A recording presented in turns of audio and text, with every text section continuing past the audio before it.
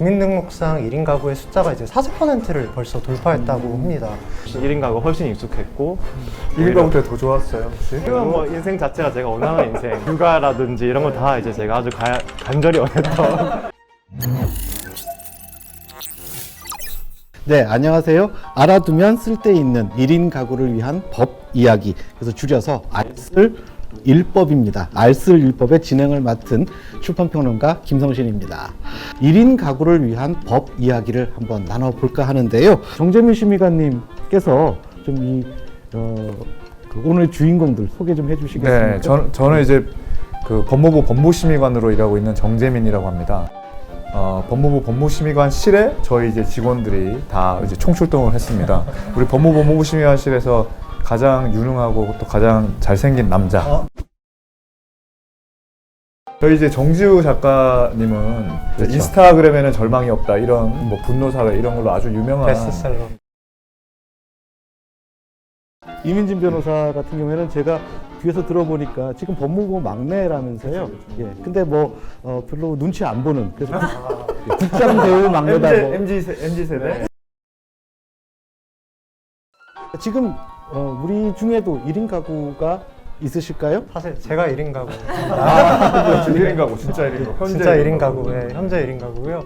네, 저는 일단 그 직장 때문에 일을 이제 시작하게 되면서 좀 거리 때문에 1인 가구로서 살게 됐고요. 실제 우리나라의 1인 가구 숫자가 얼마나 되는지 혹시 아십니까? 주민등록상 1인 가구의 숫자가 이제 40%를 벌써 돌파했다고 합니다. 저도 지방에서 이제 태어나서 이제 20살 때 대학에 갈 때부터 해서 거의 한 10년 이상을 1인 가구로 살면서 오랫동안 혼자 밥 해먹고 혼자 빨래하고 설거지하고 네, 그런 것들을 정말 한 10년 이상 했었고, 오히려 지금 저는 이제 가정에 있고 아내도 있고 아이도 있는데 지금 형태의 가구가 몇 년 안 됐죠. 훨씬 1인 가구 훨씬 익숙했고 1인 가구 때 더 좋았어요 혹시? 지금 뭐 인생 자체가 제가 원하는 인생 육아라든지 이런 거 다 이제 제가 아주 간절히 원했던 20년 전에만 해도 1인 가구 15%밖에 안 됐어요. 20년 전에 가만 생각해 보면은 편의점 같은 데 가면 뭐 카레나 이런 것도 이제 보면은 그 가족용이 많았었거든요. 근데 지금 가면 전부 다 1인용 음식, 1인용 뭐 물건 이런 게 되게 많고. 가족에서 핵으로 국차별에서 원자 가족이라고 쓸 수 있겠군요. 네네. 정말. 그 원래 농경사회에서는 1인 가구에 대한 두려움이 별로 없었거든요. 전통적으로 봤을 때는 그 뭐 시골에 연로하신 부모님 혼자 계셔도 자식들은 도시에 나와서 일을 해도 그 동네의 그 커뮤니티가 내 부모님을 어느 정도 케어해 준다라는 믿음이 있었는데 지금 이제 그러한 조건들이 어떻게 보면 현대사회에서 없어지다 보니까 이제 불안해지고 여기에 대한 구체적인 대안을 만들어야 되고, 또 근데 고민을 또 계속 하다 보면 우리가 원래 갖고 있었던 것들 중에서 찾아내면, 다시 말하자면 이제 공동체성이라는 부분들을 우리가 지금 다시 생각하고 다 각자가 돈 벌어 오는 방법이 다 달라졌으니까 굳이 그렇게 살 필요가 없는 거죠. 그래서 법무부에서 1인 가구를 위한, 그러니까 1인 가구의 사회적 공존을 위한 TF팀을 만들었습니다. 그래서 이걸 우리 재밌게 40일가라고 하잖아요. 선생님이 지어주셨잖아요. 그래서 이거 반응이 뭐 좋았어요. 그래서 반응이 좋아졌다. 이 이 얘기 안 해주셨으면 할 뻔했는데 이제부터는 좀 40일가 TF에 관한 이야기를 나눠볼까 합니다. 이 40일가 TF를 어떤 생각에서 구성을 하셨는지도 좀 궁금합니다. 처음에 부임해서 저희가 준비한 게 이제 미래 시민 사회를 준비하자는 게 저희 모토였어요. 저희 지겹도록 들었죠. 한 몇 번 들었죠? 한 몇백 번 들었을까요? 100번은 그냥 넘어갔습니다. 미래로 이 사회가 변해가는 걸 발목이라도 잡지 말아야겠다 뭐 이런 생각이 있었고, 그 중에 하나가 이제 1인 가구였어요. 근데 법무부가 가진 이 법이라는 거는, 법이 다 그렇겠지만 우리는 이제 민법을 가지고 있습니다. 민법이라는 거는 기본법 중에 기본법이거든요. 그러니까 함부로 또 바꿔서는 안 돼요. 그런데 옛날 만약에 4인 가구, 5인 가구를 전제로 하는 그런 가족법을 그대로 유지하고 있으면 이건 곤란한 거죠. 그래서 이건 이제 바꿀 때가 됐다. 진짜 1인 가구의 목소리를 들어봐야겠다. 법안 만들 때 확실히 어려움이 많이 있죠. 왜냐면 실무자 선에서 이제 윗분 이렇게 보고가 올라가면서 많이 막히기도 하고 수정할 사항도 워낙 많으니까. 그래도 이제 그렇게 하는 과정 속에서 저희가 좀 좀 아리까리했던 그런 부분들도 좀 바로 잡는 부분도 있고, 그런 면에서 힘들지만 네, 그런 과정이 필요하다라고 생각했습니다. 시청자분들은 아마 이제 40일가 TF가 어떤 지금 성과를 냈는지를 사실 잘 모르고 지금 들었을 수도 있는데, 5가지 이제 주제로 이야기를 해서 뭐 주거, 보호, 유대, 친족, 상속 이렇게 해서 저희가 이제 법안을 합의해서 만들어내서 국회에 제출하거나 법 통과된 것도 있고 하는 것들이 좀 있습니다. 이제 대표적인 게 지금 이제 동물은 물건이 아니다 그 민법 개정안이 있고요. 그 다음에는 친족 그 유류분, 형제자매에 대한 이제 유류분을 삭제하는 그 안을 이제 조만간 입법 예고를 할 거고요. 지금은 부부가 다 공동으로만 친양자를 입양을 할 수 있습니다. 근데 지금 이제 그거는 독신자에 대한 또 1인 가구에 대한 좀 차별이 될 수 있어서 독신자도 할 수 있는 길을 좀 열어주는 거.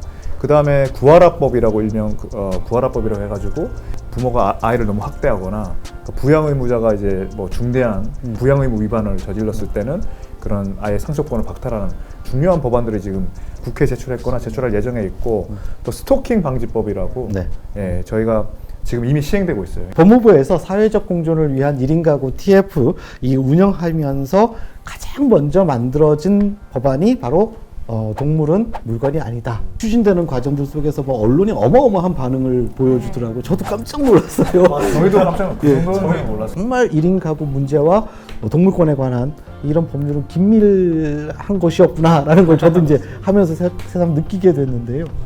1인 가구 경험을 좀 생각해 봐도 우리가 특히 젊은 층이 더 외로움을 잘 탄다고 그래요. 그러니까 저도 생각해 보면은 창문 열어놓는 게 제일 그게 중요했고, 왜냐면 뭔가 연결돼 있는 느낌.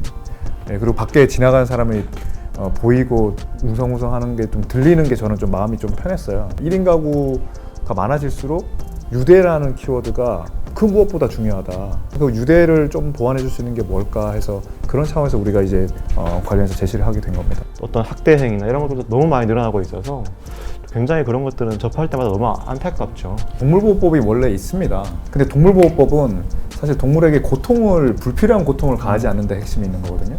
그러니까 동물보호법의 동물이라는 거는 범위가 모든 동물이 아니라 신경계가 발달해서 고통을 잘 느낄 수 있는 척추동물을 대상으로 하고 있거든요.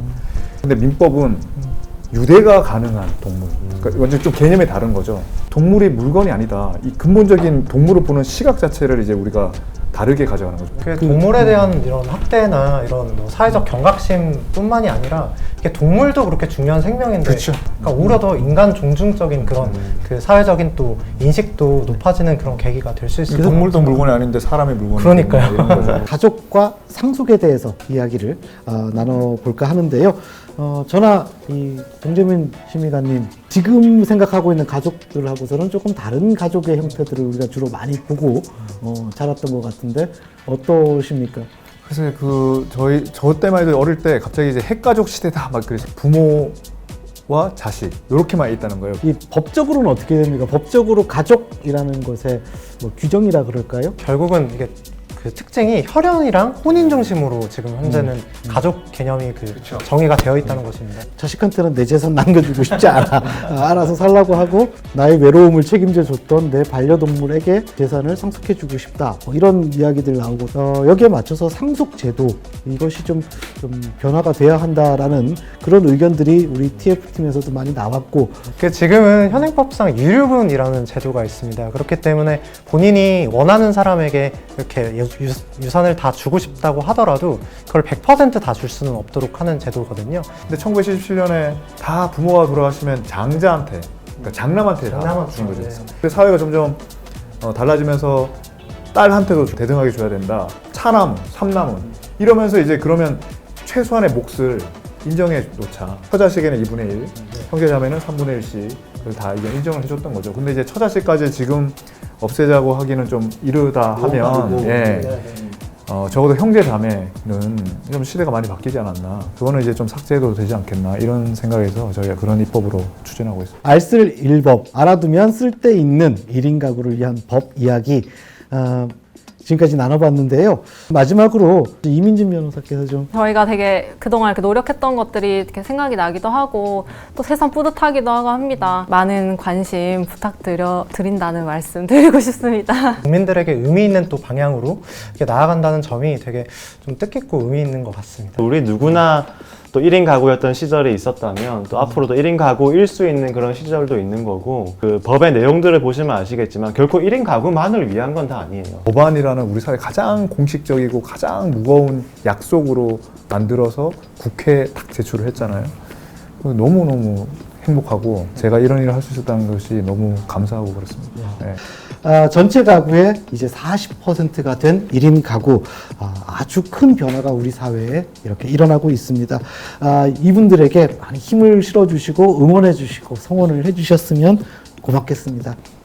오늘 이 자리 함께 해주셔서 너무 감사합니다. 즐거웠습니다.